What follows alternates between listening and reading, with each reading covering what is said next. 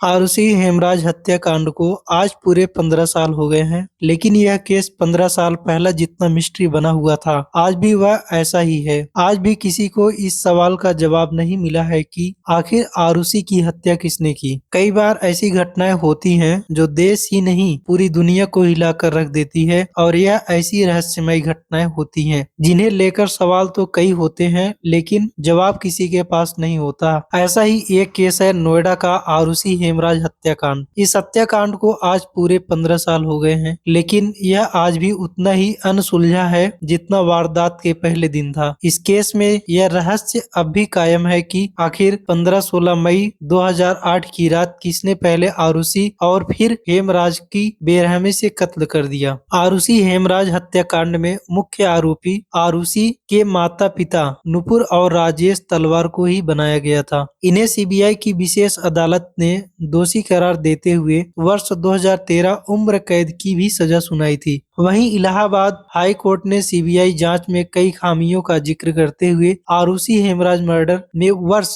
2017 में राजेश और नुपुर को सबूतों के अभाव में बरी कर दिया। क्या है अनसुलझी मर्डर मिस्ट्री, चलिए आगे जानते हैं। नमस्कार साथियों, मैं बीरू आपका स्वागत करता हूं क्राइम डेस्क के इस चैनल पर नए हैं तो चैनल को सब्सक्राइब जरूर कर लीजिए। आरुषि तलवार के कत्ल की खबर सबसे पहले 2008 में 16 मई की सुबह उस वक्त सामने आई थी जब तलवार परिवार की कामवाली काम करने घर पहुंची। कामवाली जब आरुषि के कमरे में पहुंची तो उसका शव बेडरूम में पड़ा मिला। वह चीखती हुई राजेश नुपुर के पास गई। इसके बाद मीडिया की खबरों में जानकारी सामने आई कि घर का नौकर हेमराज घर में आरुषि की हत्या करके नेपाल फरार हो गया है। आरुषि की हत्या के बाद जब पुलिस वहां पहुंची तो हेमराज को ही कातिल माना जा रहा था। दरअसल सूचना मिलने पर घटना स्थल पर पहुंची नोएडा पुलिस को माँ बाप राजेश तलवार और नुपुर तलवार ने बताया था कि उनका घर का नौकर हेमराज उनकी बेटी आरुषि तलवार की हत्या करके फरार हो गया है। राजेश नुपुर दोनों ही नोएडा के जाने माने दंत चिकित्सक थे, इसलिए मामला सामने आते ही हाई प्रोफाइल हो गया। राजेश नुपुर की जानकारी पर यकीन करते हुए नोएडा पुलिस की टीम हेमराज की तलाश में नेपाल के लिए रवाना हो गई।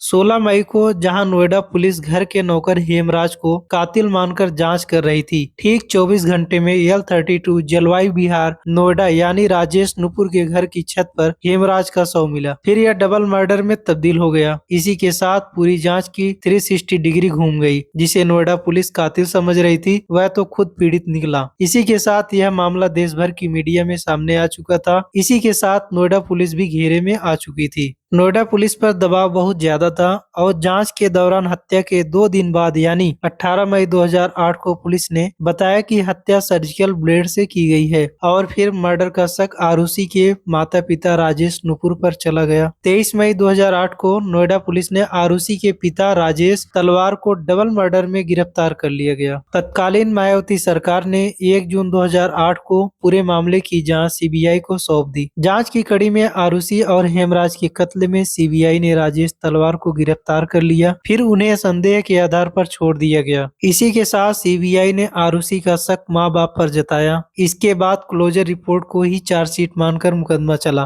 फिर आरुषि मर्डर केस में 26 नवंबर 2013 को सीबीआई कोर्ट ने नुपुर और राजेश तलवार को दोषी मानते हुए उम्र कैद की सजा सुनाई थी। आरुषि के माता पिता खुद को बेगुनाह बताते हुए इलाहाबाद हाई कोर्ट पहुंचे। 12 अक्टूबर 2017 को हाई कोर्ट ने मामले में आरोपी तलवार दंपत्ति को सबूतों के अभाव में बरी कर दिया था। इसी के साथ यह रहस्य अब भी कायम है कि आखिर 15-16 मई 2008 की रात को किसने किया था आरुषि हेमराज का मर्डर। एक पल को मान भी लिया जाए कि आरुषि को किन्हीं वजहों से हेमराज ने मारा, तो हेमराज को किसने और क्यों मारा। तलवार दंपत्ति की छत पर जहां हेमराज का खून से लथपथ शव मिला था, वहीं दीवार पर खून से सने हाथ के पंजे का निशान भी मिला था। पंजे का निशान कातिल का हो सकता है। साथियों, इस वीडियो से आपको क्या सीख मिली कमेंट बॉक्स में जरूर बताइएगा, अपनी राय जरूर दीजिएगा। वीडियो अच्छा लगे तो वीडियो को लाइक जरूर करिएगा। वीडियो को शुरू से अंत तक देखने के लिए आप सबका हृदय की गहराइयों से प्रेम पूर्वक बहुत बहुत धन्यवाद।